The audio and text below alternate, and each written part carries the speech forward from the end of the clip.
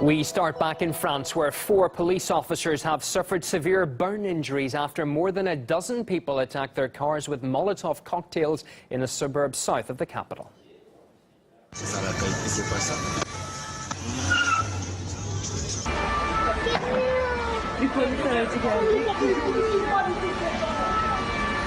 The traffic light where the attack took place has been the site of frequent violent robberies. 2 police vehicles were attacked with what a police source described as Molotov cocktails. 4 policemen were injured, 2 of them seriously, and were taken to hospital after suffering multiple burns. France's President François Hollande vowed to do everything possible to catch those responsible. France's opposition has criticized the government for its lax approach to crime.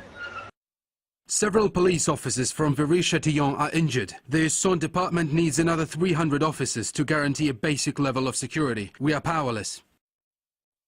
We must support the injured police officers from Viry-Châtillon. We must restore authority to every square meter of our country's territory. The attack comes just a few months after a very similar incident took place in May. Paris was the scene of violent clashes with police during the protest against labor reforms. The escalating violence are further evidence of a growing dissatisfaction with the socialist government in a country that has been politically torn in the run-up to the 2017 election. Well, the attack happened in La Grande-Borne, a housing estate built in the 1960s to house working-class people. 40% of adults there are unemployed and half live below the poverty line. It's the former home of Ahmedi Coulibaly, the terrorist who killed 4 hostages in a Jewish supermarket and also a police officer in January last year.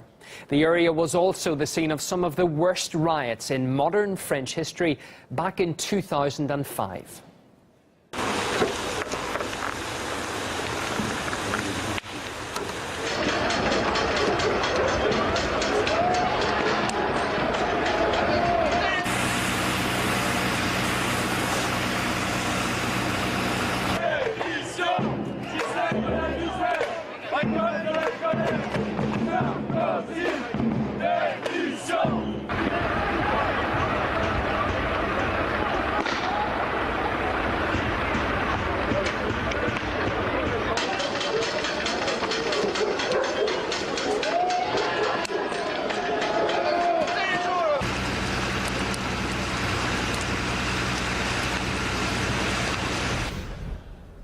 Well, to discuss the situation in France, we can now cross to Nicola Merkovich, an independent political analyst who joins us live from Paris. You're very welcome to the programme, Nicola. Why are we seeing such acts of violence against police in the capital suburbs now, 11 years on from the pictures we've just been seeing? Well, this is something which is now entrenched in French society. It's nothing new. It's just under the spotlight because President Hollande spoke about it. Don't forget that an ordinary day in France, we are talking about 2 homicides, 200 rapes, 2,000 assaults, and over 13,000 burglaries and thefts. This is just for one ordinary day in France. Crime is a very big subject. Practically 4 million crimes against the French are committed each year in the country, and nothing has been done to change it. We've had a right-wing government with Mr. Sarkozy, and you spoke about the insurrections or riots in 2005. Nothing has been done at that time. Now we're left-oriented government with Mr. Hollande and Mr. Valls, and still nothing is done. I think the problem is not just crime, it's a social problem, and nobody dares to attack that. They're doing some sort of social engineering and hoping that not intervening will make the temperature go down, but you can't just hide the thermometer when the temperature is so high. Well, just on that point, how much of a problem does the government have in integrating unemployed migrants into society? Because that area does house a lot of people who came in recently, or families of people who have been unemployed for generations, we know. That is a major problem. I think unemployment is the first issue which the government must tackle. And it's not just unemployment for the migrants coming into France. There's also a global problem with unemployment for, I would say, the French who are, of course, already here. There's nothing been done these past years. As you've mentioned, unemployment in these parts, in these suburbs, is over 40%, with half the people under the poverty line. And in the rest of France, poverty and unemployment is still extremely high. The official figures talk about 12%. People who are 10 to 12% unemployed, and those are the official figures, and the youth unemployment is 25%. So none of these governments are actually tackling the problem of creating jobs, of finding jobs. If I could just quickly add in one more issue here, the overall picture, Nicola. Opposition politicians have accused the French government of failing to ensure security. How fair is that accusation? Well, it's a bit far-fetched for the people, at least, who were in power before, because they've had the power 10 years, and they haven't. The situation has not bettered, and it's actually the contrary, as they got rid of a lot of police and military positions while they were in government. I think this is an issue where people are just saying that the other ones are responsible, but nobody wants to tackle it. Left and right have been in power, and both of them have catastrophic results. So it's maybe more reasonable for people who are not in power, who are attacking the government, and those who have been in government today on their such catastrophic results concerning crime and unemployment these past decades in France. That's the thoughts of Nikola Murkovic, independent political analyst, speaking to us from Paris. Thank you. Thank you very much. Well, 15 years ago, the US started its military invasion of Afghanistan to rid the country of both Al-Qaeda and the Taliban.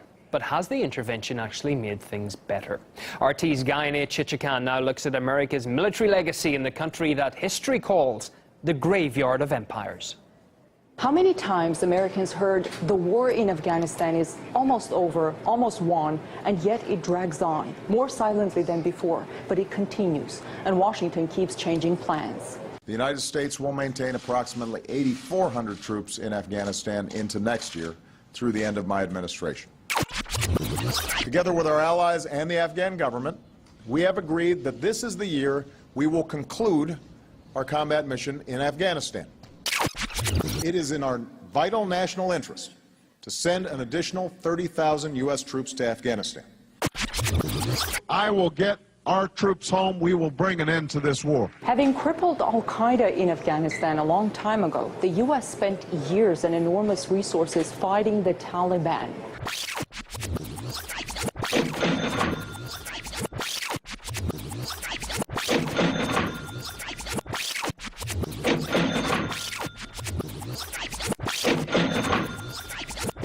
Despite these efforts, the Taliban today is resurgent. It is set to control roughly a third of Afghanistan. And guess what? Terrorists are finding a safe haven there. Again, ISIL has gained a foothold in Afghanistan. It was a training camp there, even a school for children.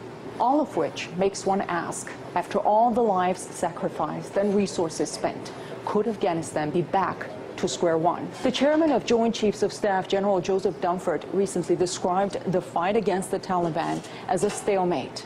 The insurgents made gains as the U.S. withdrew the bulk of its troops. Washington now calls for a reconciliation with the Taliban. The Taliban do not seem to reciprocate. In April, they admitted to an attempt on Secretary of State John Kerry's life when he was in Afghanistan. Washington is pretty much paralyzed at this point, and nobody has an answer yet of what to do. The former U.S. commander in Afghanistan, General Petraeus, just called yesterday, in fact, for a permanent U.S. garrison in Afghanistan. And unless the U.S. government decides to pull the plug on its ill-fated Afghan adventure, that's what's going to happen. The U.S. troops will have to stay on or face a humiliating defeat. Afghanistan has turned into America's quagmire, and the question of troop withdrawal has become, as the saying goes, damned if you do, damned if you don't. In Washington, I'm Ganesh Chakyan, RT. You're watching RT International next, the story of Colombia's long-running battle with the FARC guerrilla group. But if you're watching this in the UK or Ireland, you report on Congolese children who've been branded witches and cast out of their own homes. Stay with us.